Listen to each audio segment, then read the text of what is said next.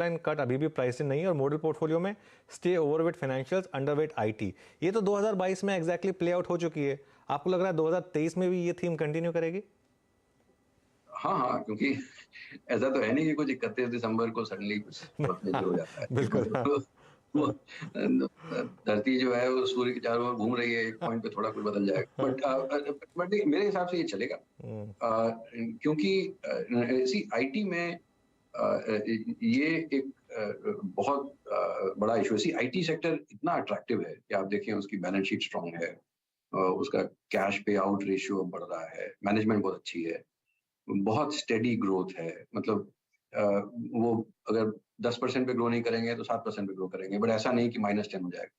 तो ये सब चीजें काफी अच्छी हैं आईटी के लिए।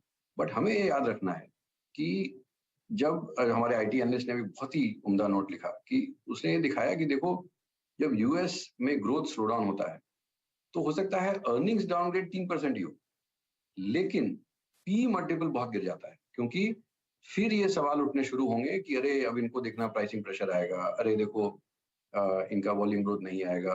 जैसे आप ये देखें कि अगर क्लाउड कंप्यूटिंग वालों ने अपना इन्वेस्टमेंट करना बंद कर दिया है यूएस के, तो लोग जो इनके इन्वेस्टर हैं, जो जो इनके कस्टमर्स हैं आईटी सर्विसेज के, वो अपना डिजिटल इकोनॉमी और ये सब में क्यों इन्वेस्ट करते रहेंगे जब वो पेस ऑफ ग्रोथ, जैसे ई कॉमर्स का शेयर अब घूम फिर के वापस प्री कोविड लेवल पे आ गया है, उससे नीचे चला गया, तो फिर लोग क्यों उसमें एक्सेलरेटेड इन्वेस्टमेंट करेंगे? तो बहुत सारे ऐसे सवाल हैं। जब मार्केट्स इनको उठाने लगेंगे, जब मैनेजमेंट कमेंट करने लगेगी कि नहीं उस ग्रुप में हमारा वीकनेस आए, तब पी मल्टीपल्स काफी करेक्ट हो चुके होंगे और तब हम इनको कंस्ट्रक्टिवली देख सकते हैं। ठीक। फाइनेंशियल्स में ऐसा है कि उनका पी मल्टीपल काफी लो है। एक स्टार्टिंग पॉइंट हमारा जो होता है डिसाइड करने का कि भाई किस सेक्टर में ओवरवेट होना है, किस सेक्टर में अंडरवेट होना है, एक बहुत सिंपल हम ये देखते हैं, उसको हम जेड स्कोर कहते हैं। जैसे कितने standard deviation above 10 year moving average, 10 साल का पी अगर 20 है, स्टैंडर्ड डेविएशन 2 है, तो अगर कोई 16 पे ट्रेड कर रहा है तो वो अट्रैक्टिव होगा, राइट? तो वो फर्स्ट लेवल स्क्रीनिंग है। उसके बाद हम ओवरले करते हैं कि इसमें अर्निंग्स कट का क्या सीन है। हो सकता है कि पी मल्टीपल इसलिए नीचे है कि वो उसकी अर्निंग्स कटने वाली है। तो फाइनेंशियल्स में पी मल्टीपल लो है, ग्रोथ एक्सपेक्टेशन अच्छी है, और risk of downgrade to earnings भी काफी कम। तो इन सब के कारण मुझे लगता है कि ये, और फाइनेंशियल्स में जैसे आपको भी पता है कि वो एक वर्चुअल स्पाइरल बनने लगता है कि अगर वो 17-18% आरओई बनाने लगे तो उनके पास री इन्वेस्टेड कैपिटल आने लगता है, उसके बाद उनका प्राइस टू बुक बढ़ जाता है, उनको कैपिटल रेज भी करना होगा तो वो मनी टाइम्स बुक पे करेंगे। तो ये सब चीजों के कारण मेरे ख्याल से फाइनेंशियल्स में अभी भी काफी दम है।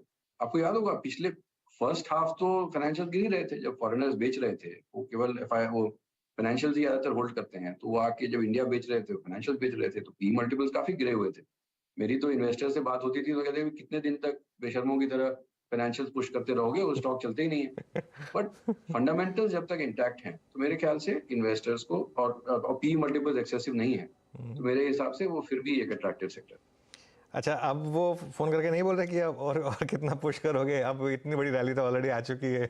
खासतौर से पीएसयू बैंकों में।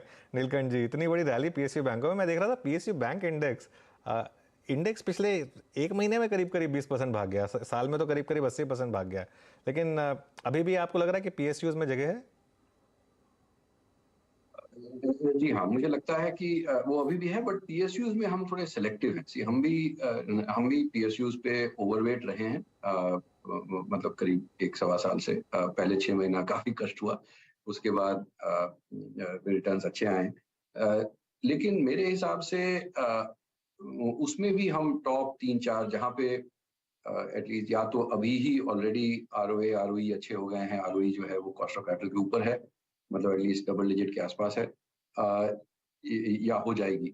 तो उन्हीं बैंक्स पे हम फोकस कर रहे हैं, क्योंकि अभी हर पीएसयू बैंक में जहाँ पे भी कि बेस्ट केस में भी आरओई जो है वो 8-9% भी नहीं होती है, वो मतलब इफेक्टिवली आप वेल्थ उसमें अक्रू नहीं कर रहे हो आप। एक 6 महीने 1 साल बाद आके आपको फंड रेजिंग की जरूरत पड़ेगी, आपका डाइल्यूशन होगा। अब वो डाइल्यूशन में अगर आपने more than one time book पे नहीं किया तो और डाइल्यूशन होगा, में तो बहुत सारी मुश्किलें आ सकती हैं। और अभी तो मोमेंटम है तो सब कुछ अच्छा लग रहा है, बट मेरे हिसाब से पीएसयू बैंक्स में भी जो टॉप 3-4 हमें लगते हैं जो अच्छे हैं, उन पे हम ओवरवेट हैं और अभी भी रहेंगे। क्योंकि जो जो थोड़े पुअर क्वालिटी पीएसयू बैंक्स हैं, उनमें काफ़ी जो प्राइस टू बुक प्रीमियम है वो काफ़ी कम हो गया है। जो मतलब 0.4, 0.3, 0.4 थे, वो 0.7, 0.7 पे आ गए हैं। जो अच्छे वाले हैं वो 0.7 के 0.9 हुए हैं, तो अब गैप नैरो हो गया है। तो मेरे ख्याल से वो अच्छे वालों को ही मैं नाम नहीं ले सकता, बट वो उन्हीं बैंक्स को हम प्रेफर करेंगे पीएसयू बैंक्स में भी, और मेरे हिसाब से यहाँ से भी अपसाइड है। क्योंकि अभी हम इस लेवल पे पहुंच रहे हैं जहां लायबिलिटी फ्रेंचाइज बहुत जरूरी है, यानी कि आपको अगर लेंड करना है तो पैसे कहाँ से आएंगे। इन सब बैंक्स के पास एक्सेस एसएलआर है, और जब वो बॉन्ड से निकल के लोन्स में आएंगे तो 1-1.25% उनका यील्ड इंप्रूव हो सकता है।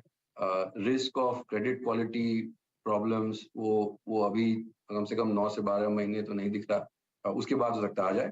बट एक बड़ा बदलाव हुआ है कि 6 महीने पहले भी कोई बोलता कि नहीं पीएसयू बैंक्स ग्रो करेंगे, तो लोग उसको बिलीव नहीं करते, क्योंकि वो जो जो जो दूध का छला जला छाछ को भी फूंक कर पीता है। तो वो जो 2017-18 के बाद से जो उनका बिहेवियर था कि वो ग्रो ही नहीं करना चाहते, तो उस पे क्वेश्चन मार्क्स थे। बट अब जब एविडेंस आ गया है ग्रो करेंगे, तो एक रीसेट जो प्राइस टू बुक का होना है वो अभी पूरी तरह से नहीं हुआ है, तो वो अभी भी चलेगा। अब वो जो हमारा प्राइस टारगेट है, जो हमारी एक्सपेक्टेशंस है, वो अगर 6 महीने में ही मीट हो जाए तो हो सकता है कि उसके बाद हम डाउनग्रेड भी करते हैं, बट अभी तो अपसाइड दिखता है।